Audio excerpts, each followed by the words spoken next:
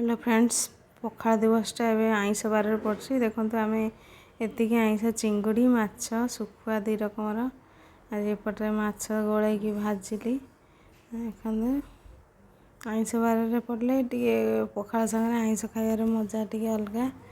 माछ भजा एपटे चिंगुड़ी गोलैकी रखी आउे टमाटो बड़ी लंका कंचा लंका चिंगुड़ीटा भाजीदेली आसला आउ अंडा टिके आमलेट करी समस्ते माछ खाइबेनी जो मैंने माछ न खाइबे टे अंडा खिया अंडा आमलेट करदेली।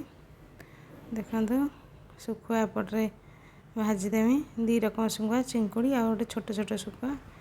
देखो पखालटा को मुझे बांधी देसी बास्ना भल हम आ पोक जोक भी पशोनी ता भर। देखो के सुंदर मोर बासुची पखाल तापर पखालटा को काढ़ीमी एटा मोटा चाउल पखाल। देखो एपटे लंका टमाटो शुखुआ बड़ी दलुची धनिया पत्र देकी देखो तापर एपटे पखाल सब आडांस तुम बाड़ी देसी एतिक आईष आइटम निराम आज प्राय करनी खाली आलू भाजी।